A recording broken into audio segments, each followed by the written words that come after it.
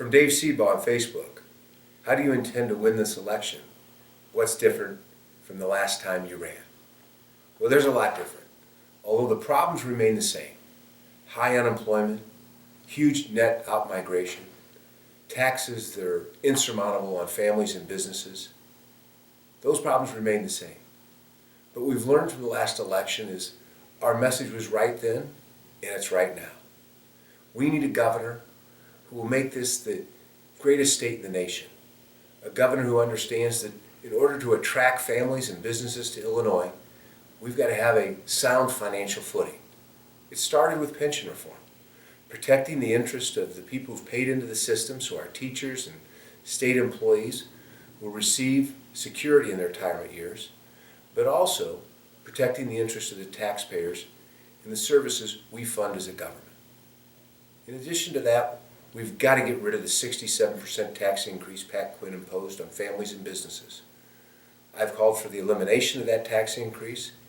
In fact, Maria Rodriguez and I have called for putting Illinois on a track toward eliminating the personal income tax over a number of years. We also need a governor who will draw a line in the sand and reprioritize state spending within our means.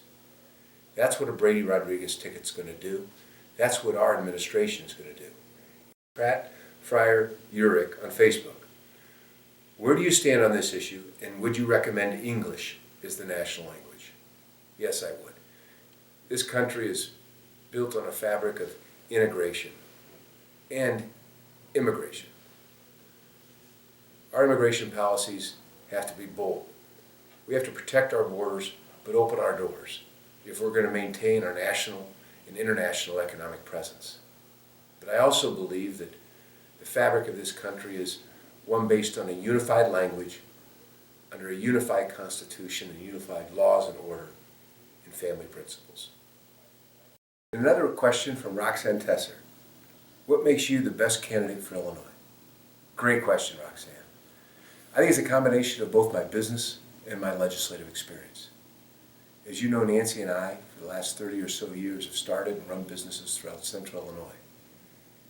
Like Maria Rodriguez and her husband Ray, who've done the same thing in the suburbs. That business experience, I think, is a core part of understanding what the people of Illinois are going through. Not only do we know what it's like to be in business and make an investment and meet a payroll, but we know what it's like to work with the people of Illinois who are trying to feed their families and make ends meet. My legislative experience as a senator and Maria's experience as a mayor for 8 years, I think, brings us a great combined effort.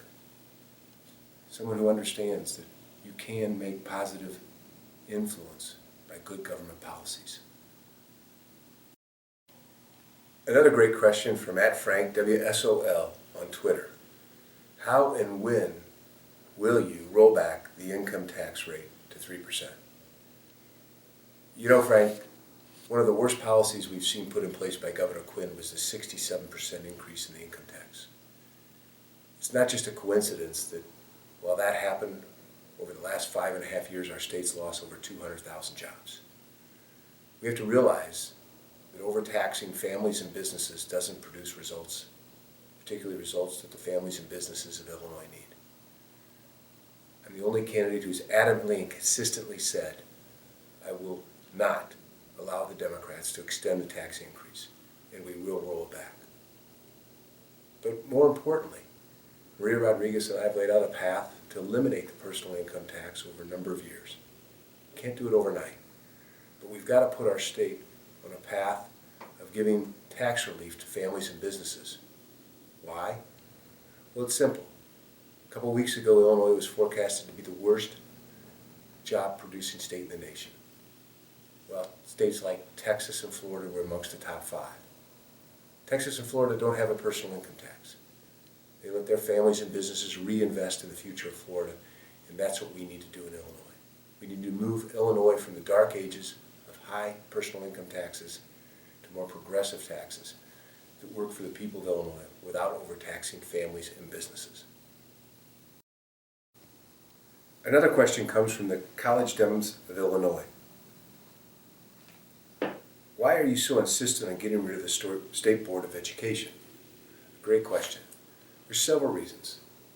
One is The State Board of Education creates layers of bureaucracy, and I think uses resources that could be better used in the classroom. We spend over $20 million a year administering the State Board, not to mention the cost associated with the bureaucracy that impacts on local school districts. I also believe that we should leave those decisions to parents, school board members, and teachers in local school districts as to what best serves the interest of the students in their community. We don't need Springfield or Washington, D.C. dictating mandates that oftentimes don't meet the best needs of the students in local community districts. But we also have to realize that education is the number one concern of any state and should be the number one concern of any governor, which is why I'm calling for a downsized Department of Education under the governor, placing the responsibility of education on the chief elected officer of the state of Illinois. It'll eliminate finger pointing and blame games that I hope will bring results. A downsized state board under the responsibility of the governor will move us forward, but also it's important that we maximize the use of regional offices of education in community college districts. It's my goal that we provide every high school student in Illinois with access to an associate's degree through their local community college.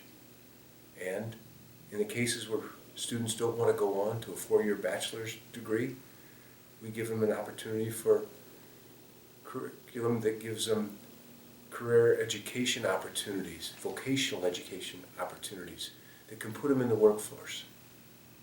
Our goal is to rebuild our manufacturing industry, and to do that we need skilled labor. We don't necessarily need 4-year degrees of higher education at a liberal arts school. So we need to give our students more opportunities, and I believe empowering local school districts and community college districts and parents and teachers will better serve our students. Our last question today comes from Uncommon Sense on Twitter. I live in Illinois and want to start a business as a limited liability corporation, but the cost to incorporate is a major barrier. What do I propose? You're absolutely right. Cost to incorporate in Illinois is higher than most states in the nation and far too high for the people of Illinois. Yes, there ought to be a fee because we need to be able to process the department to facilitate those corporate records. But every fee in Illinois ought to be associated with the actual cost, not over the cost or below the cost, but ought to be associated with the actual cost to administer, be it a driver's license, a limited liability corporation, a beautician's license, or whatever. I believe that with today's technology, we can dramatically reduce the cost to incorporate in Illinois, and as governor, I'll lead the cause to do so.